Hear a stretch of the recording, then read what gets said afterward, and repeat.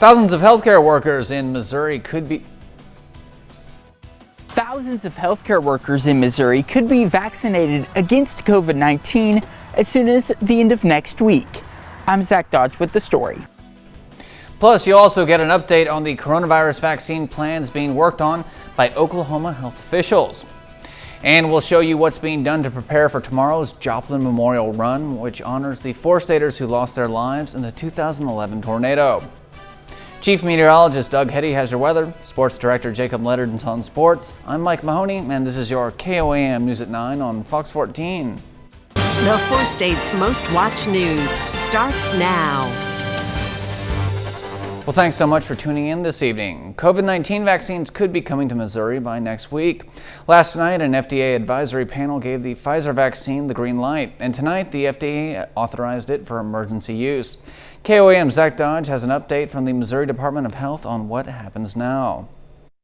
In one action, we will be able to vaccinate almost 2/3, if not more, of our long-term care facility population. Director of Missouri Department of Health and Senior Services, Dr. Randall Williams, briefed reporters on Friday, saying that within 24 hours of FDA approval, the first vaccines will come to the state. He says that first, 51,000 doses of the Pfizer vaccine will be sent to the state's largest hospitals, so they can start vaccinating healthcare workers as early as next Thursday. The large hospitals that really have gotten the brunt of the referrals and all, just incredibly sensitive that we needed to help them as much as we could. Because at the end of the day, they are, even no matter where you live in Missouri, they will end up taking care of you if it comes to that. It's also expected that 105,000 doses of the Moderna vaccine will be in the state around December 20th, with 70,000 of those being sent to CVS and Walgreens pharmacies to vaccinate residents and staff at long-term care facilities. While people in long-term care facilities make up 4% of the cases, they make up 43% of the mortality. To be able to minimize the morbidity and mortality would be tremendous for our hospitals. Dr. Williams explains that the federal government has committed 2 million vaccines to the state by the end of February 2021. In a year, I think the previous record was 4 years, to produce a vaccine with a new platform, make hundreds, in the process of making hundreds of millions of doses available, is just a remarkable achievement. Zach Dodge, KOAM News. Williams says that more than 300,000 doses will be coming to the state by the end of the year. He expects the vaccine to be rolled out to the general population by April. Just as more information is released from the Missouri vaccine distribution plan, Oklahoma health officials have released new details on their own. KOAM's Caitlin Shive gives us a breakdown of what to expect. As the FDA looks to approve the Pfizer vaccine, the Oklahoma State Department of Health has released more information regarding their vaccine distribution plan. It will start with limited quantities. However, we are expecting 166,000 doses in the month of December. And but that is just the first round for that 166,000 people. They have to have a second shot approximately 3 weeks after the first one. In a press briefing, officials said they are expecting the first round of 33,000 Pfizer vaccine doses to arrive as early as December 16th, with a second round of 38,000 doses. We're going to divert about 27,000 doses of that to the CVS Walgreens long-term care pharmacy program. An estimated 60,000 doses of the Moderna vaccine is expected to arrive in Oklahoma shortly after Pfizer, around December 22nd. The shipments will go directly to certain designated areas, and then we're using a kind of a hub and spoke model where we are, those are distribution centers that we will be moving it to the other regions from there. In the health officials' distribution plan, the vaccine will be distributed in 4 phases. The first phase would go to long-term care residents and staff, healthcare workers providing direct inpatient COVID-19 care, public health staff on the front lines, and Oklahoma licensed emergency medical technicians and paramedics. The second phase would go to first responders, healthcare workers providing direct outpatient COVID-19 care, adults aged 65 65 and older, and adults of any age with comorbidities. Staff and residents in congregate locations and public health staff supporting frontline workers. We need patience from the public. That's why we need them to continue the other precautions to prevent transmission of COVID. The third phase would go to critical infrastructure personnel and those working at or attending school. The fourth and final phase would open the vaccine to all Oklahoma residents. You know, it's a very fluid plan that we are editing as information changes. Caitlin Shive, KOAM News. And you can find a full look at each Oklahoma phase on our website. That's KOAMnewsnow.com. The Newton County Health Department is reporting 2 new coronavirus-related deaths. One of the patients was a woman in her 80s. The other was a man in his 90s. Both were hospitalized before they died. This brings the Newton County's total COVID-19 deaths to 57. All right, let's brighten it up and let's talk to Chief Meteorologist Doug Heddy. Doug, what's the weather look like? Well, Mike, it was pretty good for us most of the week. And then, of course, we had the clouds and the rain for us today. We had a midnight high of 61, but most of the day we sat kind of into the low to mid 50s throughout the day. But all the rain's pretty much out of here. You can see it rolling across central and eastern parts of Missouri away from us. We even saw the clouds break up a little bit this evening, so it's kind of horseshoed around us as we are in the dry slot of this storm system. And it looks like really from this point on, there's still going to be some snow just to our north and to our west. It's going to just clip the region, but I think most of us are going to stay dry for the rest of the overnight hours tonight. Temperatures are sitting into the lower 40s. This is system number 1. We got another system coming in on Sunday with pretty good chances for snow. We're going to look at that here in a bit. Starting to get used to that 75-degree weather yesterday. Thanks so much, Doug Heddy. A little after midnight last night, Joplin firefighters responded to a house fire at 111 South Moffett Avenue. Crews acted fast, extinguishing the flames and staying on the scene until a bit after 5 a.m. Fortunately, no injuries were reported. The state fire marshal says the cause of this fire has yet to be determined. We're learning more about what led to last week's fire on Pitcher Avenue in Joplin that killed a 68-year-old David Crowder and injured 2 women. Joplin police say Tiffany Lukasiewicz from Pittsburgh and Elizabeth Baez from Joplin admitted to starting the fire. Lukasiewicz says Baez also arranged for people to assault Crowder before starting the fire. Both suspects are charged with second-degree murder, first-degree arson, and first-degree domestic assault. Joplin officials held a briefing today to provide an update on the fire at the historic Olivia building. The 5th floor of the building caught on fire on Monday. An investigator from the Missouri State Division of Fire Safety was brought in to help with the investigation. However, the investigator was unable to get to the 5th floor because it was unstable, leaving the cause of the fire as undetermined. They have done some reworking their finances and things like that to make it work, because obviously there's a little bit of additional expense that they weren't originally intending on, but they think they've got that hurdle figured out if as long as those tax credits come through. The company that owns the building ordered a structural assessment to determine the future of the property. Joplin's Memorial Run is tomorrow, and crews spent today getting the course ready. The run, which is usually held in May but was delayed because of the COVID-19 pandemic, honors the 161 people who lost their lives during the 2011 Joplin tornado. Earlier in the day, crews were setting up flags along the course, 161 of them, that bear the names of our fallen forestaters. Seeing 161 flags on both sides of the road for a mile.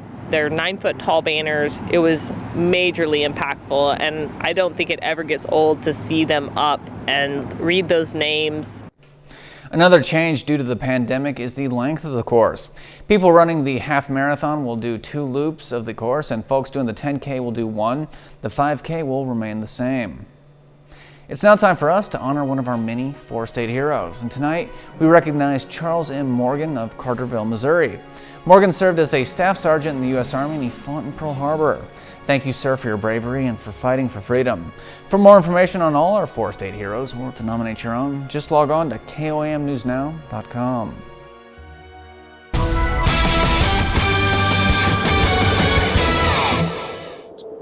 Well, of course, it turned out to be a kind of a crummy day for us today. We had the clouds, we had the on and off showers across the region, and quite a bit cooler than what we did see yesterday when we set record highs of 75 degrees with plenty of sunshine across the region. But It's still turning out to be a decent night. All the rain is pretty much out of here. Great shot, Indigo Sky Casino and Resort, of course, just outside of Seneca, Missouri. Temperatures around the region, they're chilly, anywhere from about 39 Iola, 42 in Chatopa, 41 in Anderson. Looking from the station off to the south and to the east, currently sitting at 43. West winds at about 12. Our humidity is at 76%. Look at the bands of showers rolling through during the morning hours and then picking up a little bit again during the afternoon hours. But now all the rain is out of here. You can see snow to our northwest, rain off toward our east. And the snow out across central Kansas is mainly going to rotate up, kind of clip Kansas City. It's going to clip our northern counties, but it shouldn't be a big deal. Most of us will end up staying dry for the rest of the overnight hours tonight. So this is system number one. You can see the main center of circulation right across parts of Nebraska. The second system, Pacific Northwest near Portland, and that system is going to start to affect us by the time we head into Sunday. Let's break it down for you tonight. We're going to have a lot of clouds, mainly cloudy skies tomorrow. We may see a few peaks of the sun, but temperatures are going to stay cold as we only warm into the lower 40s for afternoon highs. In fact, here's your day planner for you. 37 in the morning, 40 by noon. High temp of 42 during the afternoon. Clouds thicken again tomorrow night. Now as we head into Sunday morning, you can see snow increasing out to our west. We are on the northern side of this storm, and it's still a big question of how far north will the snow go. I think most of us will see some snow on Sunday, but the amounts are going to be very, very light in our northern counties. The farther south you head, that's where the potential is for some heavier snow. All right, so Sunday, late morning, you can see snow picking up. I wouldn't be surprised if it starts as a rain-snow mix and then kind of switches over to a very wet snow. So in this situation, when temperatures above freezing, I don't expect many issues on the roadways, but it could pile up on the grassy surfaces and the trees. So early afternoon, mainly snow, and then as we head into late afternoon into the evening, it will start to taper off. Now, the amounts are kind of tricky because we got to see how far north it will go. And I'm being conservative here. Maybe a dusting in our northern counties, about an inch, maybe a little more through the metro, maybe 2, maybe 3 inches in our southern counties. But I'm going to, I may up this for the second half hour. I want to look at a little bit more data. So I'm staying conservative at this point in time. 42 for us tomorrow, 37 on Sunday, 48 on Monday. And then on Tuesday, we have another storm system that is going to roll in. This should give us pretty good chances for snow again. So we have chances for snow as we head into Sunday and then again on Tuesday. All right. You know, my dog Peanut is not going to like that weather because that's my days off. I'm supposed to walk him. So lucky me, not so lucky him. All right, staff of the Ozarks Center Turnaround Ranch and Big Brothers are making sure kids of the ranch have presents under the Christmas tree this year. Turnaround Ranch is a campus for kids with emotional and behavioral issues. The presents were donated by Big Brothers and were wrapped today at a wrapping party put on by the ranch staff. People are putting in their time and effort to get them the things they want and to bless them with things, and especially Christmas morning with the staff. There's been years I may not be working, but I come in just to see their faces. Staff says that each of the 35 kids at the ranch will receive a gift from their Christmas lists. And right after this short break, we've got the latest news from the U.S. Supreme Court.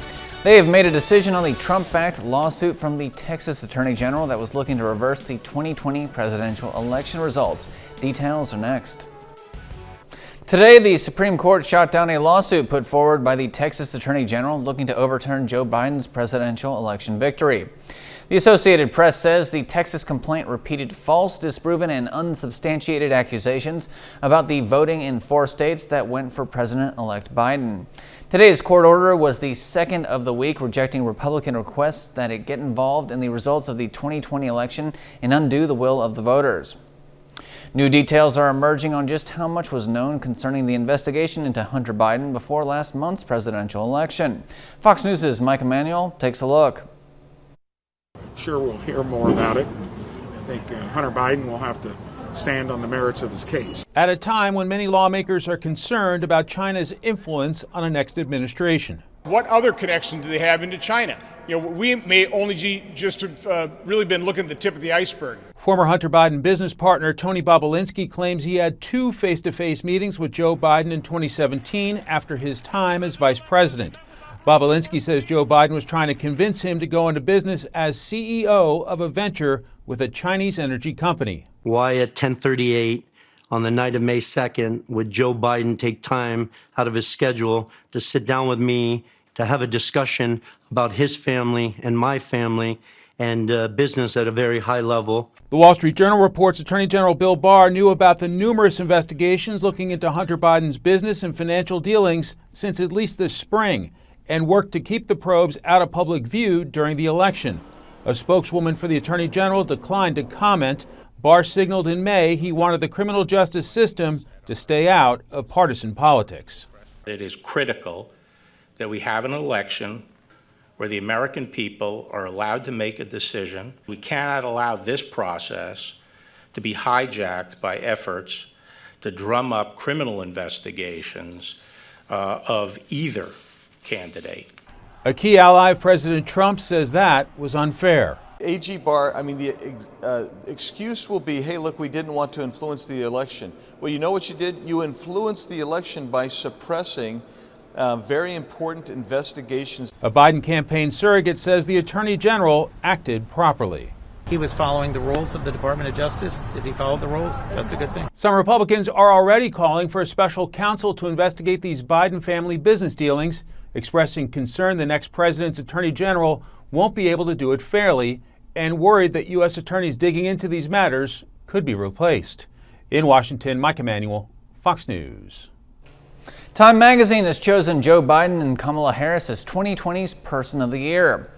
The two beat President Trump in the November election, making him one of the small group of incumbent presidents not to win re-election. Harris became the country's first female, black, and first South Asian vice president-elect. Time editor-in-chief Edward Felsenthal wrote, quote, "For changing the American story, for showing that the forces of empathy are greater than the furies of division, for sharing a vision of healing in a grieving world, Joe Biden and Kamala Harris are Time's 2020 Person of the Year." This year marks the first time a president and vice president-elect have both won the title. Still to come, are you hoping to restock on Clorox cleaning wipes as you look to disinfect during the pandemic? An executive with the Clorox Corporation says don't hold your breath. We've got details on this cleaning product shortage when we return. Welcome back to your News at 9. As the coronavirus pandemic continues to take its toll across the country, the dry ice industry is heating up, and it's all because of the coronavirus vaccine. Fox News' Courtney Godfrey has that story. The team here at Oxygen Service in St. Paul is preparing for a huge increase in demand in dry ice. And as one of the biggest producers in the Twin Cities, they're just hoping they can keep up. So this is one of the smallest versions of dry ice that we have available. This right here is the key to keeping the Pfizer vaccine effective. And with millions of doses expected to ship across the country as soon as next week, machines like these will likely be working overtime. The need is going to be tremendous. Oxygen Service Company in St. Paul hasn't had any orders yet, but they expect local hospitals will soon be calling. Hard to know what the demand is going to be, but we certainly have the resources here to support it. But nobody knows what the true demand is going to be once it hits the market and how long it will last. The company that makes the machines in their warehouse says sales have tripled since last year. Our orders are through the roof, to be honest, because demand for our machines are everywhere. Christian Rogiers is Chief Marketing Officer at ColdJet. He says everyone from the vaccine producers to the logistics company to the hospitals and pharmacies are buying their equipment. So not only do you have the vaccine developer, but you have, many hospitals and medical entities around the world inquiring and purchasing equipment to make their own dry ice on the spot. And while the need is great, they say they're not worried about a shortage.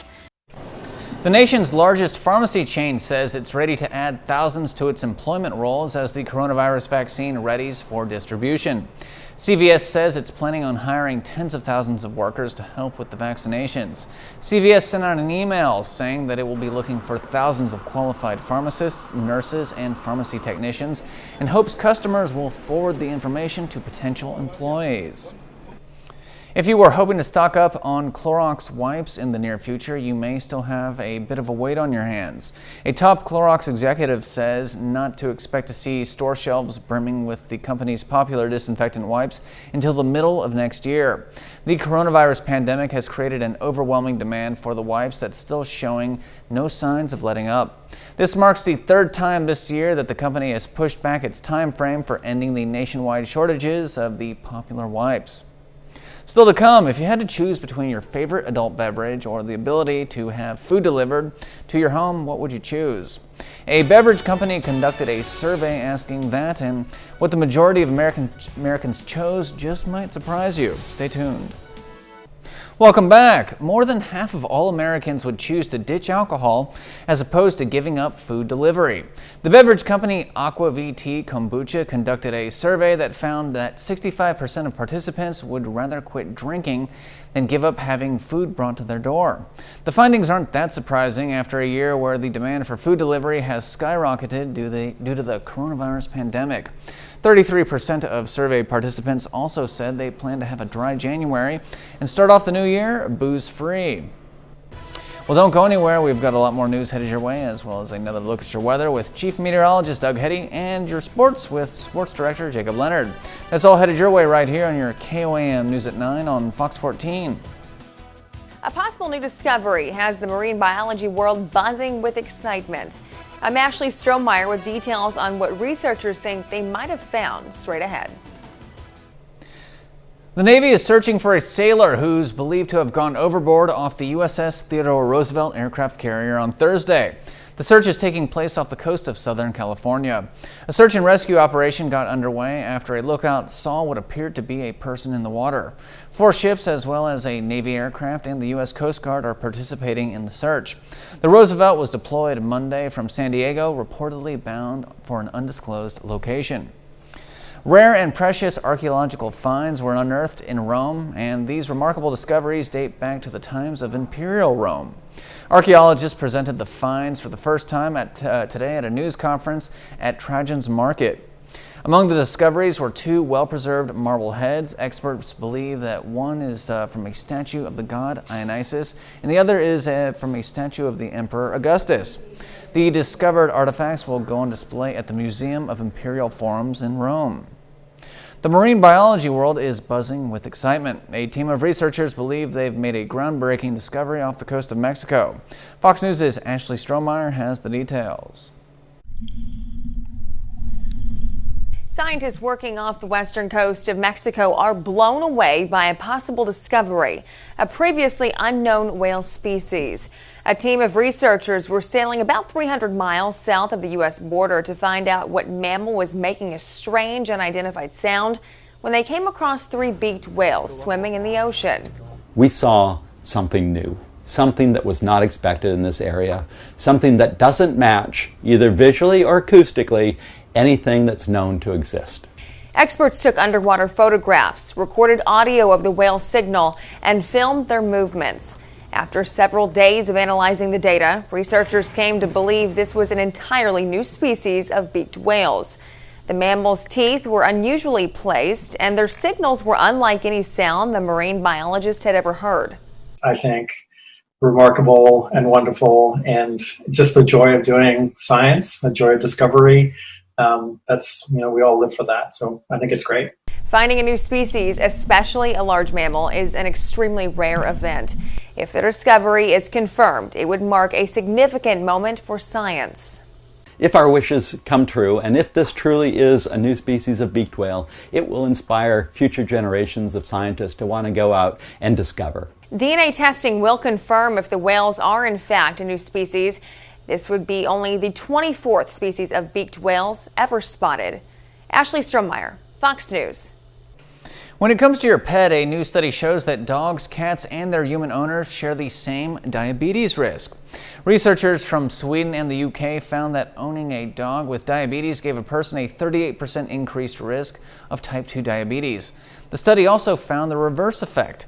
The risk of developing diabetes was also 28% higher in dogs with an owner who had type 2 diabetes compared with dogs with an owner who did not have type 2 diabetes. The study was published in the journal BMJ. And we'll be right back with Chief Meteorologist Doug Heddy and another look at your weather. Don't go anywhere.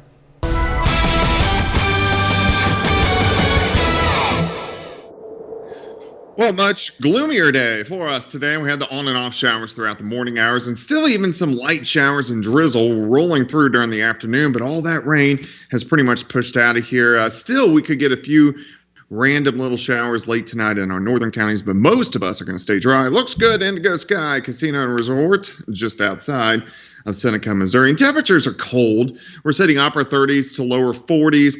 We're not going to drop off too much more for us tonight, maybe down to about 37 or 38. And that should be just about it. Currently in Joplin, 43 west winds at about 10 to 15. Humidity is 76%. Look at the rain rolling through earlier today and then kind of picking up again as we worked into the afternoon hours. But all that rain is well east, central, eastern parts of Missouri. On the back side of the system, you can see some light rain and light snow, Wichita up the I-35 corridor, and a few showers may kind of sneak into our northwestern counties. But besides that, I think we're pretty much done with system number one as it continues to wrap up and really kind of head away from us. But we are going to see a lot of clouds sticking around once again for us tomorrow. Next system, Pacific Northwest, is going to roll in by the time we head into Sunday and give us chances for rain and snow once again. For us tonight, mid to upper 30s. We're going to have mainly cloudy skies. During the daytime hours tomorrow, I think mostly cloudy skies. We may see a peak or two of the sunshine, but not much of it. So here's your day planner. 37 to start, 40 by noon, high temp of 42. It's going to be a little breezy, so it's not going to feel wonderful outside with the northwest winds at about 10 to 20 miles per hour. Clouds thicken tomorrow night. Still a lot of questions on this system on Sunday. Will it start as rain? Will it start as snow? Will it be a rain-snow mix through the whole event? I do think it will be heavy enough that when we do see the periods of snow, we will get some accumulations, mainly on the grassy surfaces, not much on the roadways. It would really have to come down because our temperatures are going to stay above freezing through the whole event. So I think this is just mainly snow that will cover the grass and some of the trees. As we work into the early afternoon, that's probably our segment that we could see the heaviest snow, and then it will taper off and roll right on out by mid-afternoon or late afternoon on Sunday. So amounts are tricky just because we don't know how much rain is going to be mixed in, because there is going to be some. I really think about a trace to 2 inches. Trace in our northern counties, the farther south you go, the higher amounts. So probably an inch, maybe 2 in the Joplin metro, 2, maybe 3 inches in our southern counties. So something we want to watch closely and continue to fine tune over the next 24 hours. 42 for us tomorrow, 37 on Sunday. Monday looks okay, and then chances for snow again with accumulations on Tuesday. So kind of active over the next few days. All right, thanks so much, Doug Heddy. Better get the gloves ready. Our annual Fox 14 Feed the Four States is underway. Each year we ask you to donate non-perishable food items or money to buy food for our area food banks. These donations are especially important during the pandemic. You can make food donations at any Wesco home furnishing store or directly at a food bank. And you can make financial donations at an area food bank through our website that, of course, is KOAMNewsNow.com. And we'll be right back with Sports Director Jacob Leonard in your KOAM News at 9 Sports Report. Stay tuned.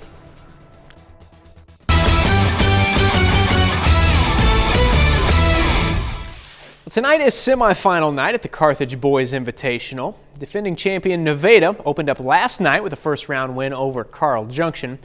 Tonight, they got a shot at moving on to the title game, facing the Ray-Peck Panthers. First quarter, off the steal, Logan Applegate gets up for a little jam. Tigers, though, down 3 after 1. Second quarter, Logan McNeely, top of the key. This dude, Iron Allen, though, nice first half for Ray-Peck. Corner 3, 20 for Allen in the first half alone. Nevada down 29-15 at the break. Third quarter, Lane McNeely behind everybody. Easy 2. Back to that guy right there, Iron Allen. He's really good, man. 3 from the far side, then look at that move. Allen finishes with 33. Ray-Peck knocks off Nevada tonight 70-42. Well, Lamar Tigers sweep the MFCA Class II All-State Individual Football Awards. And that means they have the Class II Coach of the Year, Offensive Player of the Year, and the Defensive Player of the Year. Quarterback Case Tucker It's the Offensive Player of the Year in Class 2. A defensive lineman, Rylan Woldridge, is the Defensive Player of the Year. And no doubter here, Jared Beshore, Coach of the Year, leading the team to a state championship in his first season leading the program. And we had a bunch of local guys earn all-state recognition from Webb City to Joplin to Carthage and more. You can find a link to the full MFCA All-State Awards in this story at KOAMNewsNow.com. The Kansas City Chiefs hit the road this weekend, aiming for their 7th consecutive win against the Miami Dolphins. And like we do here every Friday night, it's time to hear from the voice of the Chiefs, Mitch Holtis, in this week's Minute with Mitch.